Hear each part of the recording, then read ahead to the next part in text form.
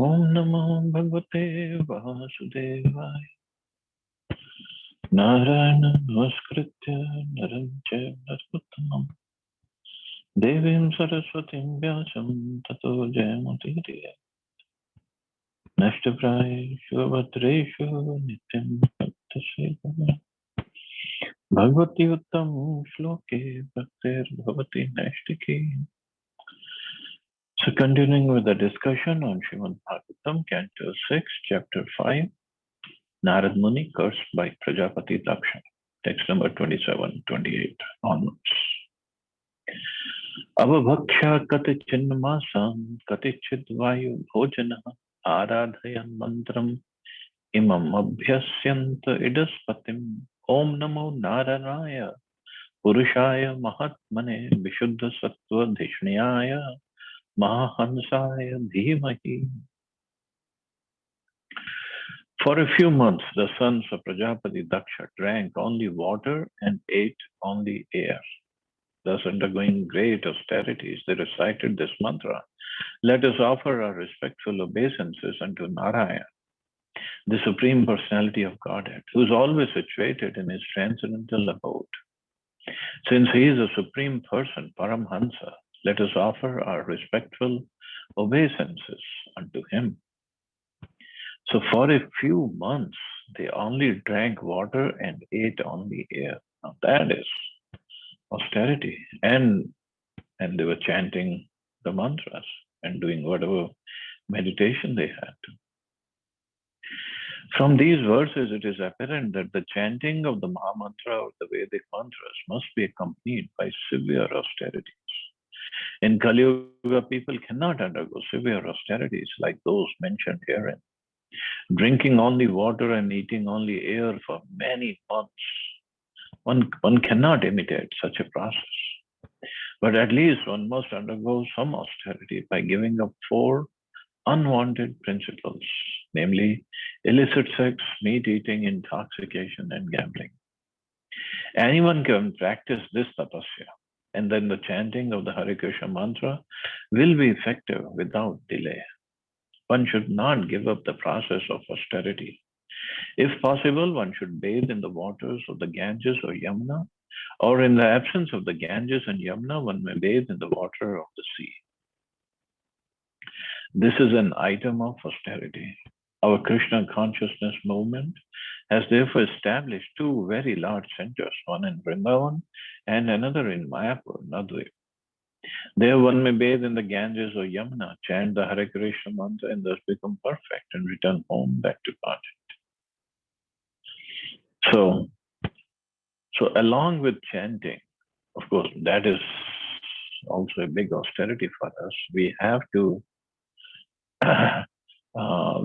perform austerities, and as Prabhupada said, at least one must undergo some austerity by giving up 4 unwanted principles.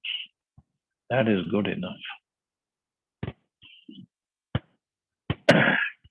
Iti tanapi Rajendra praja sarga dhiyo muni upete naradaha praha vachaha kutani purvavat.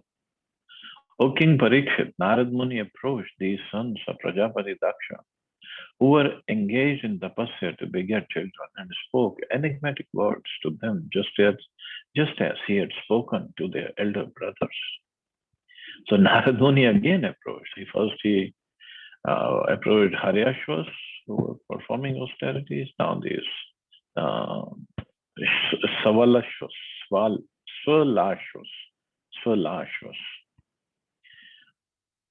Dakshayanah sanshrinuvat gadato nigmam mama anvichattan upapadvim bhratrinam bhatrivatsala.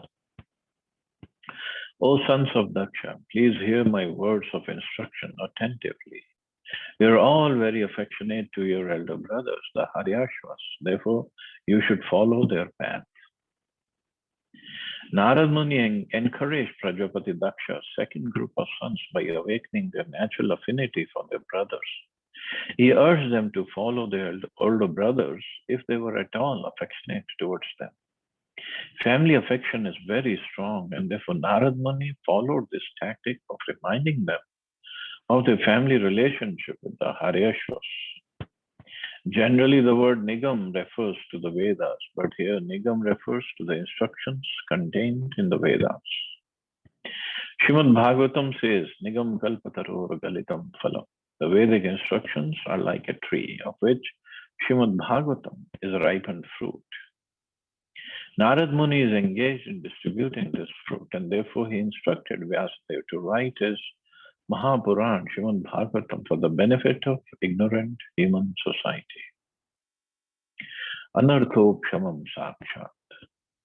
The material miseries of the living entity, which are superfluous to him, can be directly mitigated by the linking process of devotional service. But the mass of people do not know this, and therefore the learned Vyasadeva compiled this Vedic literature, which is in relation to the supreme truth.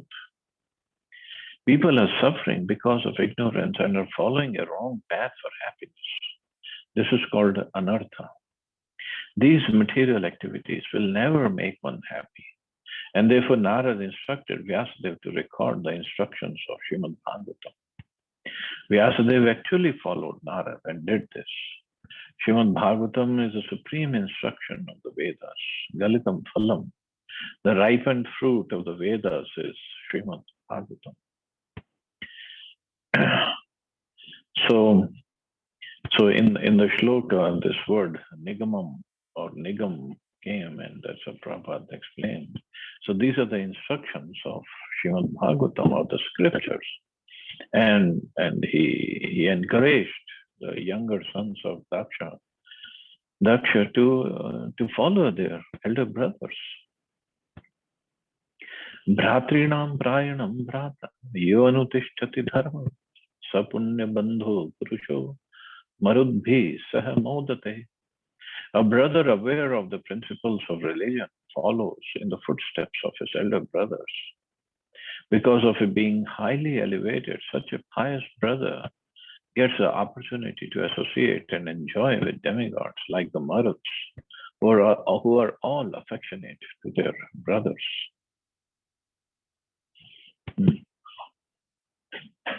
According to their belief in various material relationships, people are promoted to various planets. Here it is said that one who is very faithful to his brothers should follow a path similar to theirs and get the opportunity for promotion to Marut Loka.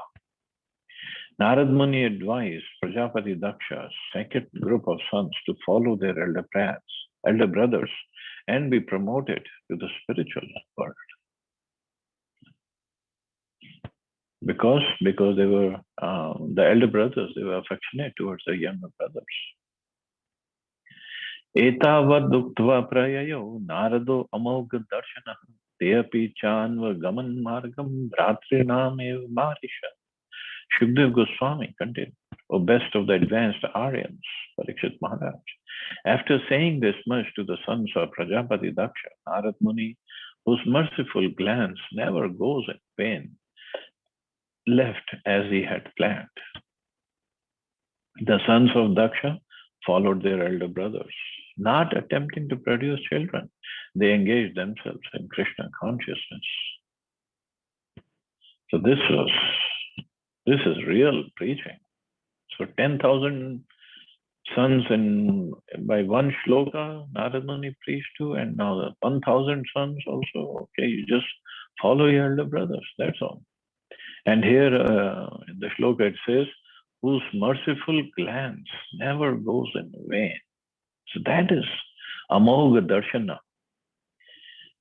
So that is real, powerful. Just by momentary association of a devotee like Narad Muni, anybody can become a devotee. This is how powerful he is. He has this, he is also called someplace, he is called Shaktivesh Avatar, with the Shakti of what? Bhakti. He can give Bhakti. Narad means one who gives Narayan or Narayana is Bhakti to anybody or everybody.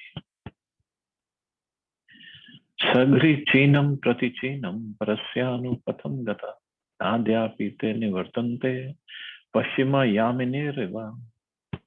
The Savalashva took to the correct path, which is obtainable by a mode of life meant to achieve devotion service or the mercy of the Supreme Personality of Godhead. Like knights that have gone to the west, they have not returned even until now. So, like knights that have gone to the west, because in the west the knights are gone, that's it. They just disappear. So similarly, these younger brothers of Haryashvas, or the younger sons of Daksha, they just went back to the spiritual world. एतस्मिन् काल उत्पाता बहुन पश्यन् प्रजापतिः पूर्ववन् नारद कृतं पुत्र नाशम upashranot. At this time, Prajapati Daksha observed many inauspicious signs, and he heard from various sources that his second group of sons, the Savalashvas, had followed the path of the elder brothers in accordance with the instructions of Narad. So Prajapati Daksha, first time he heard it from Narad Muni himself, and now again he heard that Narad Muni instructed his other set sons, and they also followed their elder brothers. Chukro the Naradayasu Putra Shoka Vimurchita Devarshim Upalabhyaha Roshad Visfuritadharaha. When he heard that the Shavalashvas had also left this world to engage in devotion service, Daksha was angry at Narad and he almost fainted due to lamentation. When Daksha met Narad, Daksha's lips began trembling in anger and he spoke as follows. So we can only understand how angry Daksha must be. Daksha means he's expert in material activities, so pretty much in mode of passion. And Narad Muni, even after delivering both the sets of brothers, he went back to Daksha. He didn't just go away. He could have gone anywhere, all over the universe. He can travel to preach. But he went back to Daksha. Why? He wanted to liberate Daksha as well by his association. Srila Vishwanath Chakravarti Thakur comments that Narad Muni had delivered the entire family of Swayambhuva Manu, beginning with Priyavrat and Uttanpat.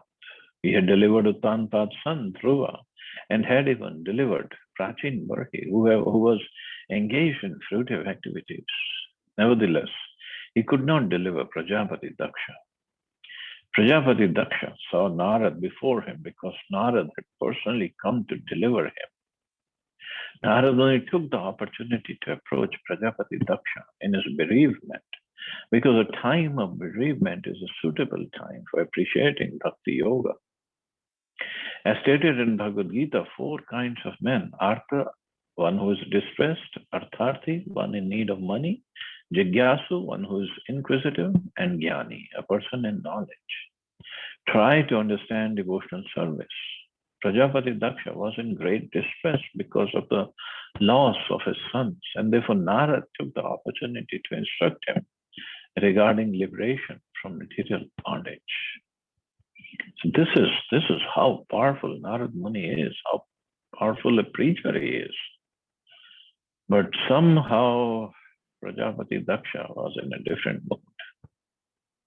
But still Narad Muni took it as a service to the Lord to deliver the Prajapati Daksha as well. Shri Daksha Uvacha Aho asadhu sadhunam sadhu lingen astvaya asadhu karya arbhakana bhikshor marga pradarshita. Prajapati Daksha said, alas, Narad Muni, you wear the dress of a saintly person, but you are not actually a saint. Indeed, although I am now in Grihastha life, I am a saintly person. By showing my sons the path of renunciation, you have done me an abominable injustice. So Daksha is so angry. But look at Shukdev Goswami. He did not just say Daksha Uvacha. He said Shri Daksha Uvacha. So he gave him proper respect. Sri Chaitanya Mahaprabhu said, Sannyasira Alpa Chidra Sarva Lokikaya. In society, one will find many sannyasis, vanprasthas, grihasthas, and brahmacharis. But if all of them properly live in accordance with their duties, they are understood to be sadhus.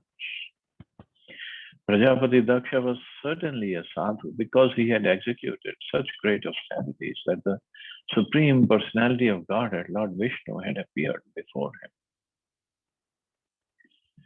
him. So we know that Prajapati Daksha, he performed his austerities, he chanted those Hansaguhya prayers, and the Lord himself appeared before him to give him the benedictions. Nevertheless, even though he had performed so many austerities, he had a fault-finding mentality. He improperly thought Narad Muni to be an asadhu or non-saintly because Narad had foiled his intentions. Desiring to train his sons to become grihasthas, fully equipped with knowledge, Narad had sent them to execute austerities by Narayan Saras. Narad Muni, however, taking advantage of their highly elevated position in austerity, instructed them to become Vaishnavas in the renounced order. This is the duty of Narad Muni and his followers. They must show everyone the path of renouncing this material world and returning home back to Godhead. Prajapati Daksha, however, could not see the exaltedness of the duties Narad Muni performed in relation to his sons. Unable to appreciate Narad Muni's behavior, Daksha accused Narad of being a sadhu. So this is because Daksha's, his viewpoint was very limited. He could not appreciate the services Narad Muni had performed. The words Bhikshur Marga, the path of the renounced order, are very significant in this regard. A sannyasi is called Tridandi Bhikshu because his duty is to beg alms from the homes of grihasthas and to give the grihasthas spiritual instructions. A sannyasi is allowed to beg from door to door, but a grihastha cannot do so. Grihasthas may earn their living according to the 4 divisions of spiritual life. A Brahman grihastha may earn his livelihood by becoming a learned scholar and teaching people in general how to worship the Supreme Personality of Godhead. He may also assume the duty of worship himself. Therefore, it is said that only Brahmins may engage in deity worship, and they may accept as prasad whatever people offer the deity.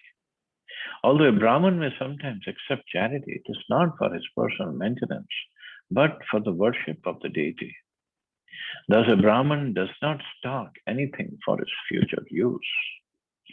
Similarly, Kshatriyas may collect taxes from the citizens, and they may also protect the citizens, enforce rules and regulations, and maintain law and order. Vaishyas should earn their livelihood through agriculture and cow protection, and Shudras Shudras should maintain their livelihood by serving the higher 3 classes. Unless one becomes a Brahman, one cannot take sannyas. Sannyasis and brahmacharis may beg alms door to door, but a grihastha cannot. So different duties of different varnas and ashrams Prabhupada is mentioning.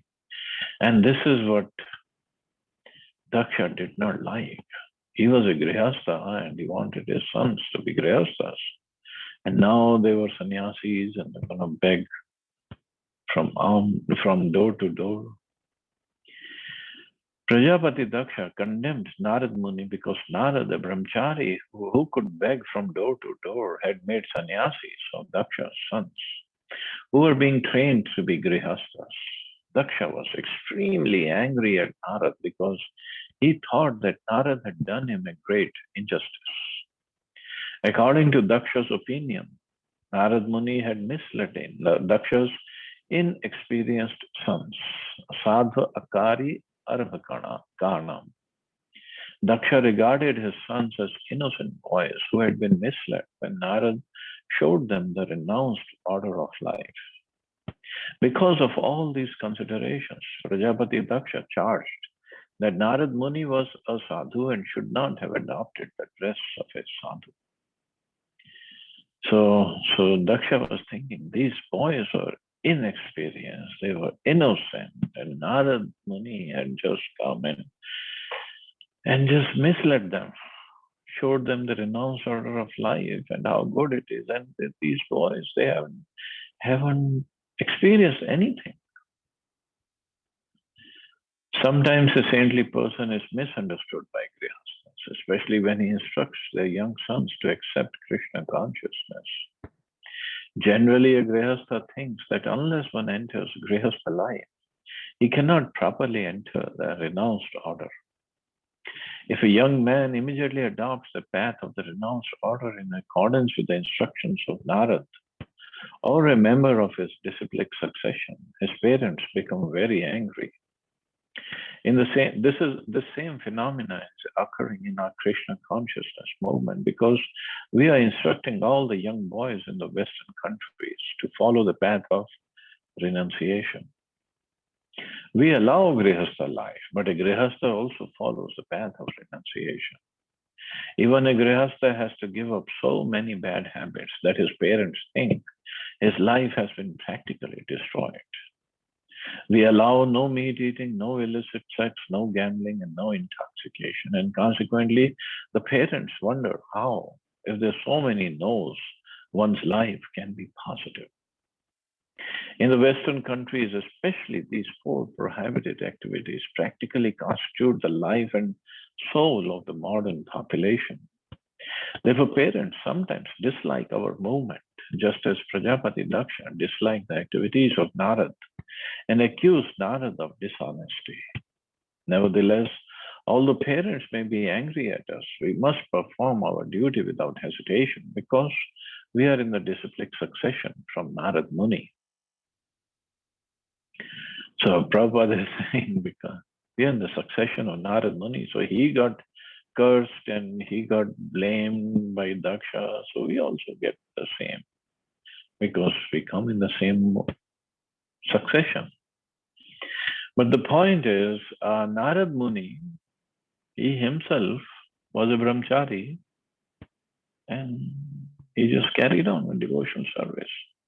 So he understands the importance of brahmacharya and how to adopt spiritual life. But Daksha was a grihastha. So he understood the responsibilities of grihastha life. And why one should from brahmacharya go to grihastha, then vanaprastha, and then sannyas. That was Daksha's point. But Narad Muni's preaching is so powerful.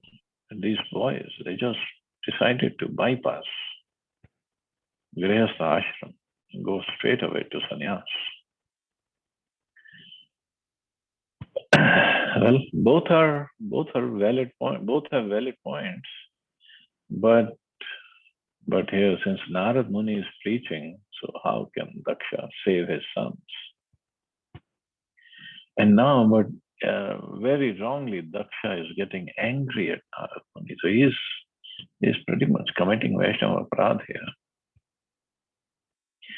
People addicted to a householder life wonder how one can give up the enjoyment of grihastha life, which is a concession for sex enjoyment, simply to become a mendicant in Krishna consciousness. They do not know that the householder's concession for sex life cannot be regulated unless one accepts the life of a mendicant. The Vedic civilization therefore enjoins that at the end of one's 50th year, one must give up household life. This is compulsory. However, because modern civilization is misled, householders want to remain in family life until death, and therefore they are suffering. In such cases, the disciples of Narad Muni advise all the members of the younger generation to join the Krishna consciousness movement immediately. There is nothing wrong in this. So join the Krishna consciousness movement, yes, but whether one wants to enter Grihastha life or whether one wants to go right from Brahmacharya to Sannyas, that depends upon the person. But as Prabhupada is mentioning, householders want to remain in family life until death. But other places also he has mentioned, if somebody is Krishna conscious, whether, or even Bhaktivinoda Thakur has said, Grihe Thaku Vane Thaku Sada Hari Boleda. Whether one remains in a house or whether one goes to the forest, always one should chant the holy name of the Lord. That's the most important aspect.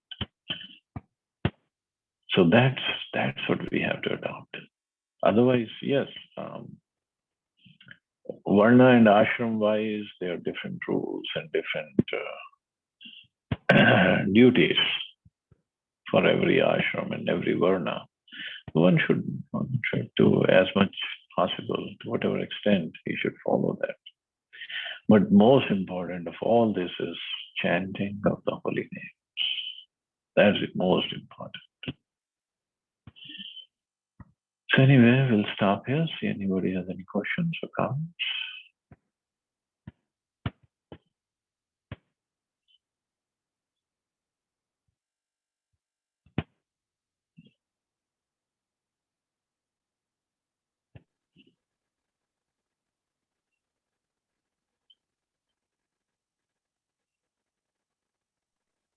Hare Krishna, Prabhuji. Hare Krishna. Prabhuji, Naradji also known for creating fights between two. But here, what we have heard, it creates a lot of respect for him, because he changed the mind of both the sons to Vaishnavism. So that fighting is not created by Narad Muni. It is created by the movie. They portray him wrongly. Narad Muni does not create fight. All he does is, by his preaching, he wants to bring people to Krishna consciousness, and at the same time he glorifies the Lord. But his glorification sometimes, yes, people don't understand. People misunderstand. And that creates some issues. But that's not his main purpose for everybody to fight. His main purpose is to glorify the Lord. Absolutely. Prabhuji, there are two more examples, I believe. There are multiple maybe, but there are two more, like from Kayadu's son Dhruva and then Suniti's son Prahlad, whom actually Narad Muni has. Dhruva. Suniti's son Dhruva. Suniti's son Dhruva. And the other one is Prahlad Maharaj also. So they were also got instructions from Narad Muni only. Yeah. So some very positive things for Narad. But what the movies which we have seen, like during childhood, it was completely a myth that Narad Muni is coming in some movies and he's creating fights, and he's very dramatic also. He's always saying Narayan, Narayan, in a very funny way. I think this is just. So that's unfortunately, that's how the movie makers have depicted him. That's not what Narad Muni is. Absolutely. He's a spiritual master of Vyasadeva. He instructed Vyasadeva to write Srimad Bhagavatam, to compile Srimad Bhagavatam.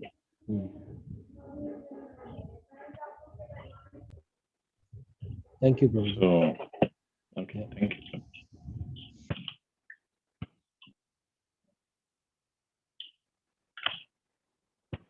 Okay, so I guess we can stop here. You all have a safe and Hare Krishna. Jai Shri Prabhupada. Hare Krishna. Thank you, Prabhuji.